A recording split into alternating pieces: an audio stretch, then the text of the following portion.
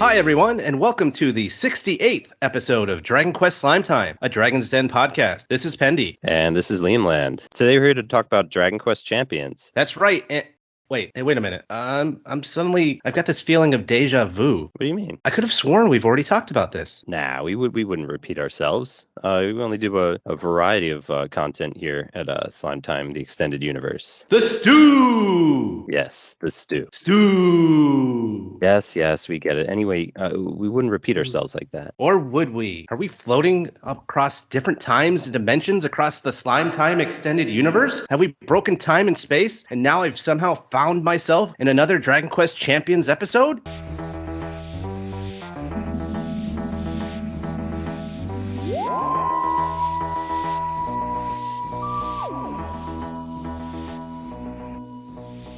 All joking aside, we happen to find someone who was able to get in on the limited beta test of Dragon Quest Champions that recently ended. It wasn't meant for us lowly peasants such as Liam and myself. It wasn't really that hard, really. All you had to do was... Pipe down, you! We haven't introduced you yet. Pendy, stop being rude to the guest. Oh, sorry, Joe. Well, I guess we'll just pretend this is part 2 of our Dragon Quest Champions preview. We planned this from the beginning. Yeah, that's the ticket. Now, before we dive back into Champions, here's some other Dragon Quest news that we ran into recently. The first thing we're going to talk about is Dragon Quest Island. So for those of you that don't know, Dragon Quest Island is a newish theme park that's near Osaka, where you get to go to a Dragon Quest style castle town, get to pick characters and go on your own little adventure. So it used to be more of a Dragon Quest 3 themed island, but now they've recently switched it to Dragon Quest 4. The soft opening is the 17th of February, and the grand opening is March 4th. So both of those, actually March 4th is today in Japan. Yeah. Or yesterday. The grand opening is going on as we record. And what's nice about the park, as I kind of mentioned before, is when you get there, you get to pick your own character and what class it's going to be. So you can pick like a mage or a warrior. Even the goof off class is available, which is hilarious. A premium ticket will run you about 12 to 13,000 yen and comes with a Dragon Quest IV Zenithian Shield backpack, a special Heal Slime plush designed specifically for the event, and access to special Robin Hood side quest. Yes, and then regular admission is about 3,000 to 4,000 yen, 5,000 to 6,000 if you also want to do the Robin Hood side quest. Is it Robin Hood or is it Robin Hood? Robin, it's just without the H. Yeah, it's the localization because of the they do it with kind of like an accent kind of thing. Robin Hood. Gotcha. Yeah. So they're doing a social media campaign where if you share images of the park, you can enter a roulette wheel, one of those tombola things, to win an exclusive Dragon Quest Island merchandise. Yes, and there's also a Luda's Bar location there as well. If you've never heard the episodes that we've done in the past about Luda's Bar is a Dragon Quest themed bar and restaurant that's in Akihabara, which is a section in Tokyo. They also opened up a second location when they made Dragon Quest Island. So I bet with this new Dragon Quest IV theme that there'll be some nice updates to their food and drinks on their menu as well. Yeah, it's Luida's Bar, by the way. Luida's Bar. Thank you. Well, I'm notorious for mispronouncing everything, so yeah, we'll get to that in a bit. Correct me on that. I also discovered that they now have a hotel that's right next to the park, and it has a Dragon Quest style themed suite. So the suite has Dragon Quest bedding, wallpaper, a treasure chest, little Dragon Quest monsters with the famous text boxes outside on the deck area. It's got hidden mini medals you can find. There's slime pillows everywhere and all sorts of Dragon Quest decorations. It's kind of pricey. It's about $924 USD a night. So hopefully what's in that treasure chest or what you can get for those mini medal prizes makes it worth it. Yeah, interestingly enough, my wife and I thought about doing this. I brought this up as an idea, just like buying a place on Awaji Island just to do this very same thing and just take advantage of the tourists that are coming into the park. But I'd actually be a little bit worried that the merch would get stolen. I mean, probably not as much by the Japan audience, but it's so unique. If you put too much unique merch in there, it might get taken. So I wouldn't put too many unique too much unique stuff in there, maybe some slime plushies or something. But yeah, it's amazing how much you could actually make off an idea like that, as long as it's as long as there's not like a bunch of different options for it. Yeah, I mean, the hotel itself, I did research on it. It's like a luxury hotel. And so I think the rooms are normally like around $500 or $600 a night. But then you get those themed rooms. And I think they have like one that's like Crayon Shin-Chan and Naruto, because those are some of the different things you can do in Owaji Island as well, along with the Dragon Quest Island Park. Is it a love hotel? No. With the different themes? Dragon Quest Love Hotel? No. Get your mind out of the gutter there. Yeah. No, there's an idea we need to exploit. Dragon Quest Love Hotel. There you go. We'd make millions. Let's do it. But before we move on, we are going to thank him properly in the credits later. But a quick thank you to Dragon's Den Discord member HGSCN2 for helping us translate the article about these changes and getting some images for the Dragon Quest Island update, which we'll show in the YouTube version. Cool. Yeah, thank you so much, HGSCN2. I heard you scored some Dragon Quest merch, Pendy, at the last anime convention you went to last. Yes, it was called Katsucon, and there was a vendor area at Katsucon, and they had these Japanese-style vending machines, and one of them was actually Dragon Quest themed. This particular Dragon Quest vending machine had all sorts of charm bracelets. So they were these different slimes, and they were attached to like different items that were related to the game. So you could get like a blue slime with an Erdrix token, or you get like a yellow slime that was attached to a mini medal. I ended up going twice. I got enough tokens to do it twice, and I got the same thing both times, but that's okay. I ended up getting 2 green slimes that were attached to Sage's stones, which is really cool. They even had a special metal slime prize, which they didn't show what item it was attached to, but unfortunately I didn't get that, so I didn't get to see what that was. But that was pretty cool. I liked it. Cool. What kind of vending machine was it? Was it claw, or was it like the smaller capsule gacha machine? The capsule ones. They had all sorts of capsule vending machines, yeah. Nice. So I heard you ran into some heroic cosplay as well. I did. So I saw someone pass by me at one point that was actually doing the Erdrick cosplay. So I wasn't able to track him down, but I did see pictures later where he went to a Smash Brothers meetup. It was great to see him play Erdrick, or the hero, among all the other Smash Brothers cosplayers. So that was pretty cool. Nice. You didn't drop everything when you saw him, just like run up to him? I tried to, but I was like in a gated area. I was in a gated area, and by the time I tried to track him down, there's so many people there that I wasn't able to do it. I failed. So speaking of merch, the last Champions episode we did talk about a series of branded Dragon Quest water with a flavor that we called Ramyun. From Tact. Yes. Now this is one of those things I was thinking about after the discussion. I was like, there's no way that Japan pronounces it like that, and it just sounds super gaijin. So it was, like, hey, you got an 8 at Ramyun over there? So I ran Ramyun by my wife, and as is the tradition, she didn't know what the hell I was saying until I said, is it Ramune? And that's when she understood, and she recognized it's like a type of sugary water. So, if you only get to imagine, then like that's what Dragon Quest water tastes like, that kind of sugary drink. But anyway, so similarly to how we sang our last Champions episodes, we're not the champions of Japan. But however, we did find one champion among us, and that got to actually play the limited beta test recently ran for the game. So welcome back to the show, Joe from Big Shark Gaming. Hello. Glad to be here. Hey, Joe, welcome back. Sorry about the mishap last week. Yeah, that's right. We had a miscommunication where both Pendy and I thought the recording date was last Saturday. Oopsies. So when it was this Saturday, as the slimes say, goops. The first thing I have to ask you is, how did you do it? How did you manage to sign up for the Japanese beta test of Dragon Quest Champions? Like, do you know how many people it was limited to and how many people applied? So it all started in a whisper in the wind. No, so I actually had to do some tinkering with my phone and utilizing an app called QApp to download the Square Enix Japanese app. From there, I was able to enter the lottery, where there was 10,000 people for Android and 10,000 people for Apple that were going to get in. If they made it over that threshold, they were going to do a lottery, which they did. I don't know the upwards number, but I know for a fact that they made it over to 20K, and it was estimated to be more around like 95,000 people totally applied. So I was just super lucky to get in. There was a lot of doubt. My fiance was like, just give up, you're not going to get in. And then all of a sudden I got the email, and I was like, this is it. This is North American invasion of Japan all over again. Interesting. So you're super lucky. Yeah, I Um, definitely was. Yeah, I mean, it's always amazing to be able to play like the Japanese only gacha games that don't come out, like like Keshi Keshi. So we saw from the preview that it's a battle royale type game. So how does that work? Are you fighting against random monsters and other players at the same time? Yeah, you're actually doing both.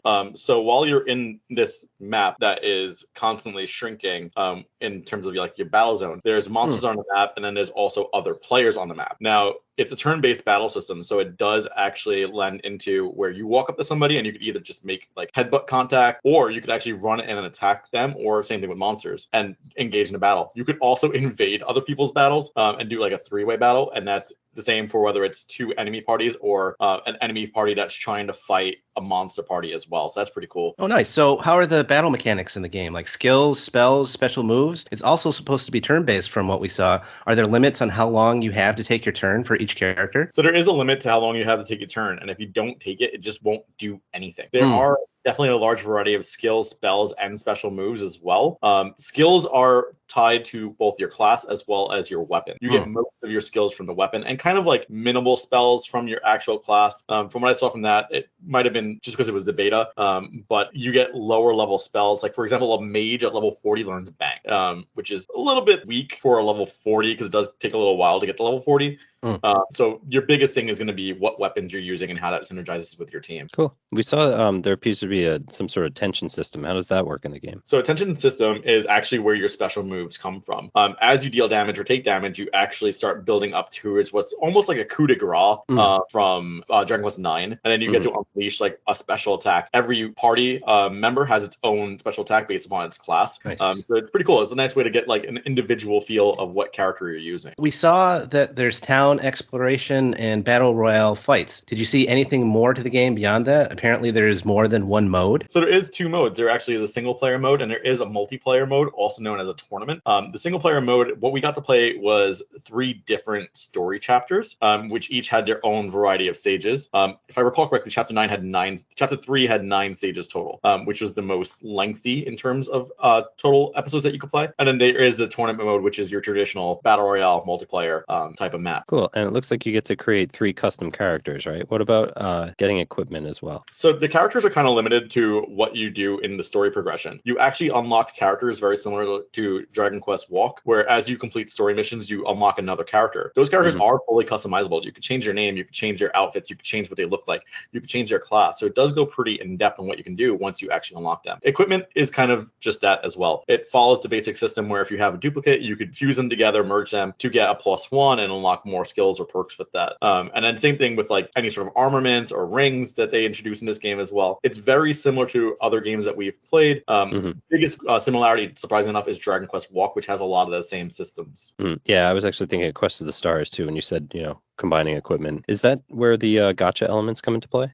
Yeah, so there is nothing else that you could pull from the gacha elements as of right now besides equipment. And the rates seem pretty fair, actually. Obviously, because it was a beta, we couldn't even invest personal money if we wanted to. That is available in the full game. But I was able to get fully decked out in almost full 5-star gear. It does range from 1 to 5 by the end of the beta. They were pretty generous with gems as well, which definitely helped in terms of getting pulls. Cool. Nice. So are there items, like traditional items like herbs or things like that we can get? How do you pick those up? Yeah, so there's different spots in the actual battles. So traditional herbs, soul dew, the soul life water, stuff that heals your MP, as well as like antidotes and stuff like that, are available throughout the map. You can find them in chests or from defeating monsters as well. You do have a limit to how many you could equip per character, and you do eventually have to swap out. So if your inventory is full, you'll have to go into your menu and actually drop an item from your inventory to take a new one. So there is limits there to how much you could actually bring in. Did you see if there was any way to communicate with other players through text or even emojis like in Dragon Quest of the Stars? Yeah, so there is certain emotes that you can do that are kind of like Dark Souls-y, believe it or not, where you have like these victory emotes, or you could like while you're waiting in the lobby, you could bow, you could wave, you could like do kind of like one of those like jump fist up in the air things.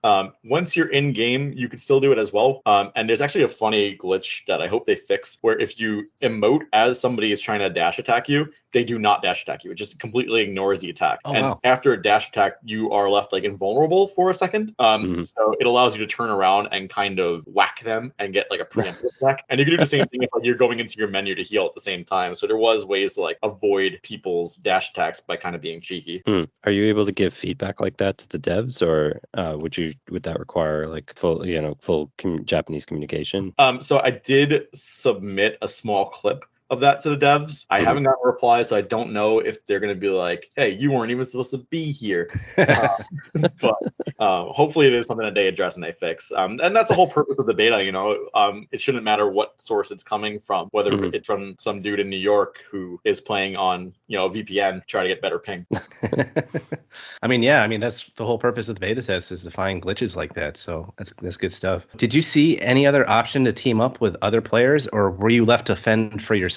It's definitely the fend for yourself as far as the beta went. It doesn't look like they are supporting anything like duos, trios, or squads. Not saying that you can't kind of like stream snipe and go in and form alliances. I formed an alliance with the Jargon at one point, but you know, that was more so me just standing on a hill and watching people try to fight them and just getting taken out. So the title art they made up for the game infers the class system comes into play in this game. So did you see how many classes they had available in the beta for testing? So in the beta, there was 5 total classes available. And I do believe there'll be more in the future. You had your standard warrior, you had a thief, a martial artist, you had a cleric, which played a little bit more like a standard paladin actually, and then you had your mage. But there is definitely room for improvement especially if you're going after like Dragon Quest of the Stars, where you could have things like a pirate or a gladiator, and there's tons of weapon support too. Cool. What Dragon Quest game would you say the class system is more similar to? Definitely Dragon Quest of the Stars. I wish it was more like traditional Dragon Quest games, to be honest. It would be really, really great running into a tournament, just being a goof off, or like a merchant and just sitting there with like my abacus, just trying to like judge people. That would be funny as hell. So were you able to figure out anything about the story from playing the game? No, to be honest, I kind of brushed through it. I was having problems translating it, and it seems like either my phone's Google Translate just wasn't fully up to date, or there was a lot of slang being used, and it just wasn't translating that properly. So unfortunately, I don't really have any idea what the story is about. Yeah, a lot of it is context too. I mean, Google Translate's not going to understand little nuances and contextual things, unfortunately. Yeah. Were you able to see if the game had controller support? So I tried everything under the sun to try and see if I could get any sort of human interface device to work. I tried mouse and keyboard. I tried even my microphone. I tried a Bluetooth Switch controller that was made for phones and made for tablets and made for other devices as well. It's kind of like a universal controller.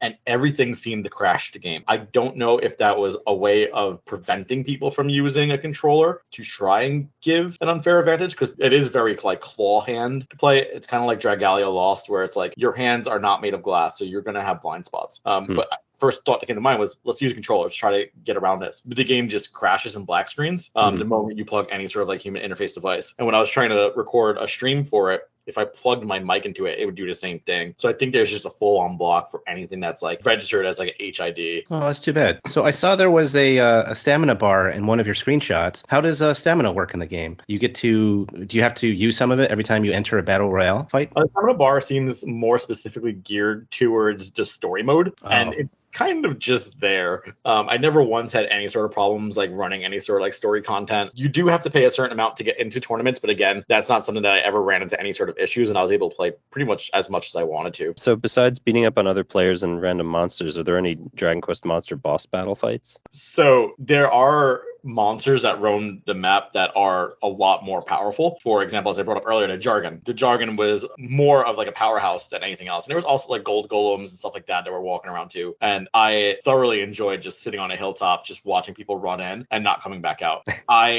In my last battle, I had gone undefeated throughout the entire beta, and I won every tournament I had gone into. Subtle flex. And my last game that I played, I decided, hey, this means nothing. This is just a beta test. I'm going to fight the Jargon that I've seen everybody taking just getting taken out by. And I surprisingly was able to beat it. So that was, Nice. really fun. Just like walk in. He definitely does hit hard. So definitely a strong monster and boss-esque. It's more like Etrian Odyssey, where like they're kind of like FOEs or just strong monsters on the field that you can battle at your own risk, but expect your game to end. Yeah, we heard you were absolutely dominating those battle royale fights. How did you do overall? So I played 27 total tournaments and I won 27 total tournaments. Oh, that's awesome. Wow. You're showing that the might of the United States. Yeah, the might of the West. That's funny. So what did you think of the two mascot characters of the game? Anything unique about them? There was not a ton in terms of the actual beta that I saw. Just a lot of stuff that I was unfortunately not able to translate. But looking forward to see like a little bit more in depth of like what this is going to bring in terms of like a story, because battle royale games typically don't have a story or even like a pretty fleshed out story. So it's definitely a difference in terms of like what they offer in a lot of other battle royale games.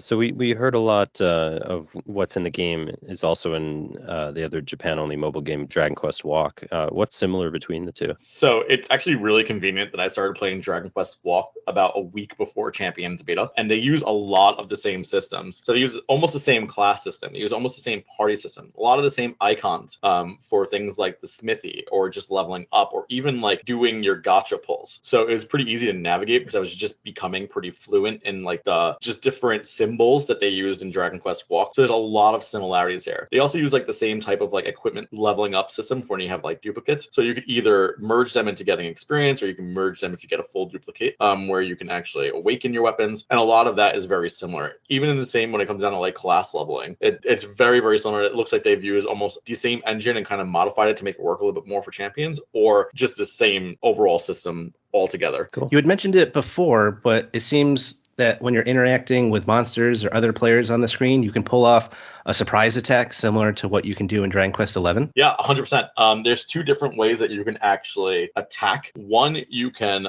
either just walk up and just attack the enemies, or you could do, like I said earlier, just like the running dash. If you attack head on, they just take some damage going into battle, and you get to attack first. It completely negates the agility stats, so you don't have to worry about that. It also gives you an advantage going into battle. If you attack from behind, you get a preemptive attack, which you do more damage as you go into battle, and also you can actually, get a pretty big heads up in battle.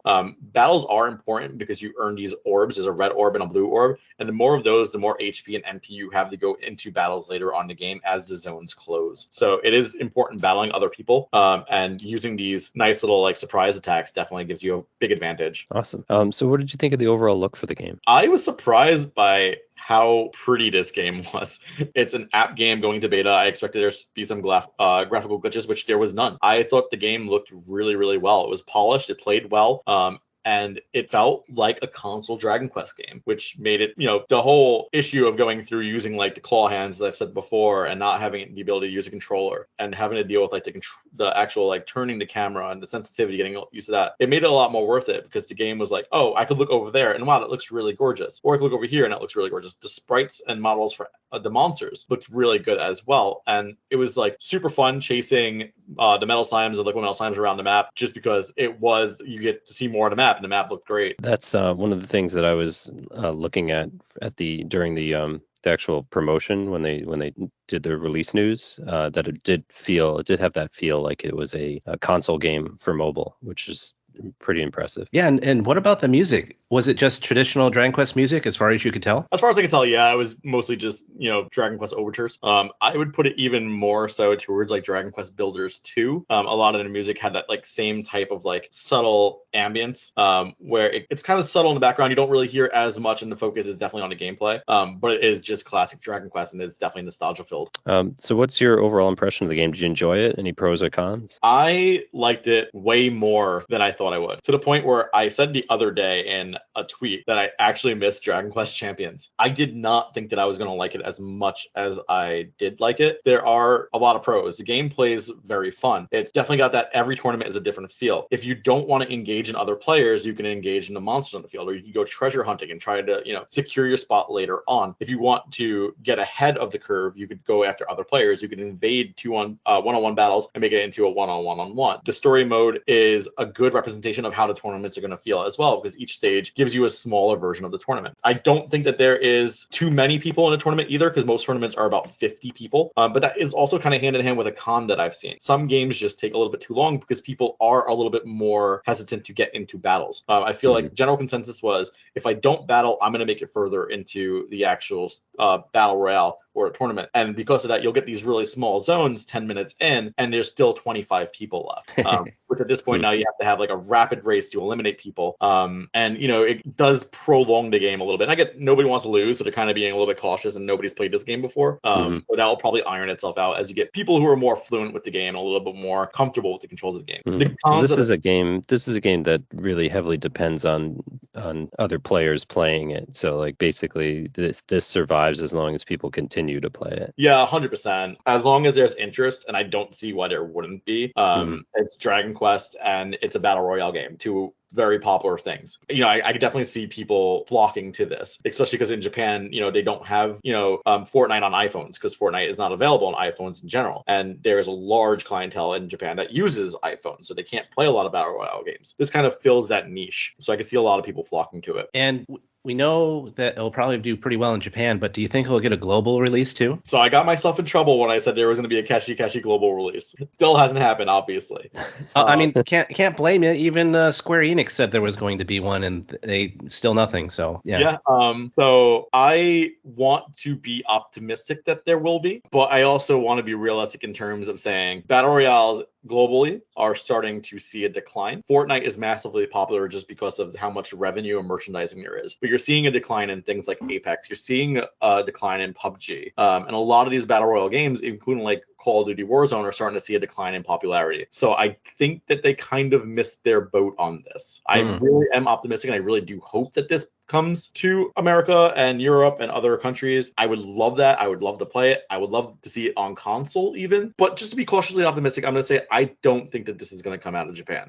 I come outside of Japan, you mean? Yeah.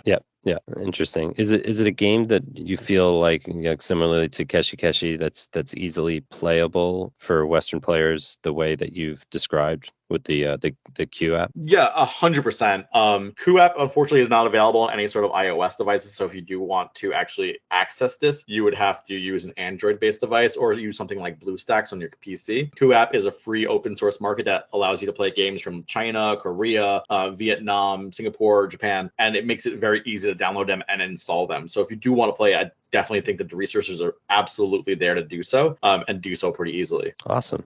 Penn, did you have any other questions? No, that's all I have. All right. Well, thank you so much for your personal insight in the game, Joe. Would you like to tease anything else you have coming up for Big Shark Gaming? So one thing I have to say is I was listening to you guys earlier, and this is episode 68. Next episode is 69, and you brought up the Dragon Quest Love Hotel. So you have to do more of that in the next episode. And, you know, we obviously had the idea to do something around Valentine's Day that I can't talk about, but, you know, maybe. But no, so Big Shark Gaming, obviously we are streaming on Twitch almost every single day. So you can definitely check us out there with my shameless plug. And, you know, just having a good old time. We are going through a little bit of a transition right now that me and Jay are more focusing on rebranding a little bit. So our YouTube is going to be changing in the near future from Big Shark Gaming to more just Big Shark, as we explore things that we are more interested to, such as like gardening and fishing and just more general artwork. So that's coming in the near future. Awesome. And we have a new series coming out called I Played blank for a week, so you don't have to. And funny enough, the first episode is going to be Dragon Quest Walk. So we got a lot coming up. Cool. Hate to burst your bubble. We actually did record episode 69 early. And it's being released on the 69th day of the year, which I believe is March. It's coming up. I think it's March 10th, right? Yeah. It's we do have special plans for that. Oh, is it Mario Day? That's the 69th day? Huh. Interesting. All right. So that's our commemoration to Mario Day. Here's a 69 Dragon Quest episode. Wow, Chicka Wow Mario.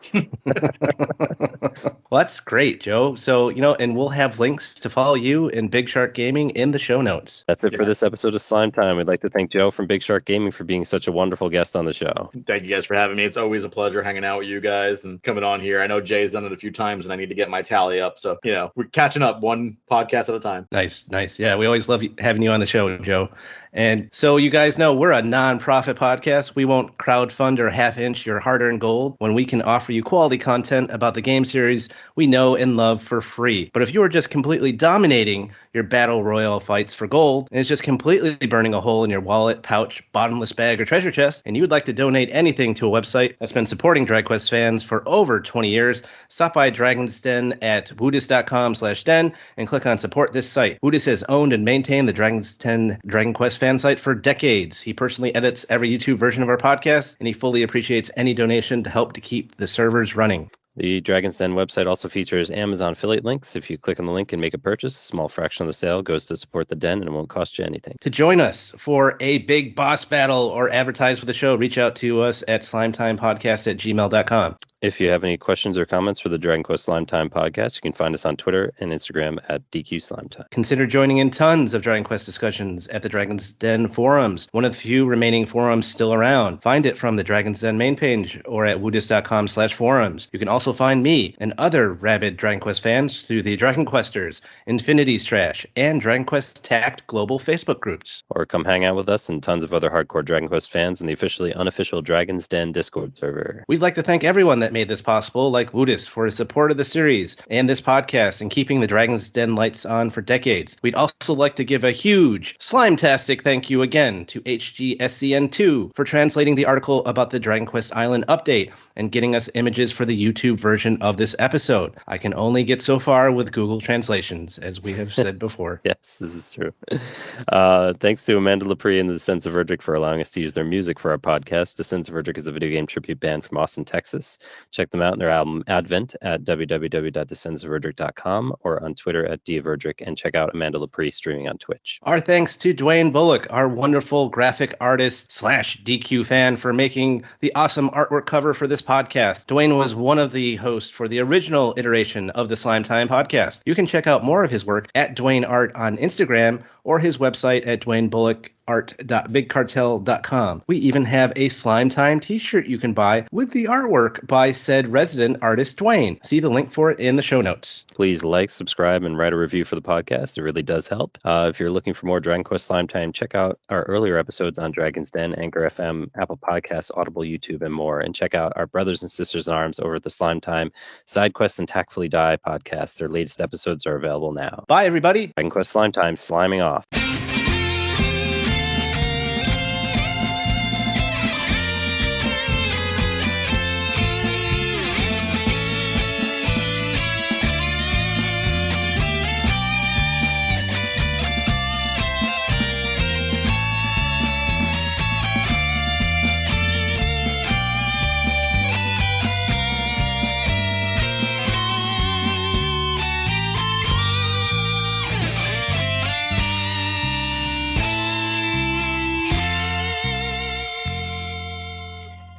This is Gutrude for Slime Time, reminding you all that you must complete your adventure.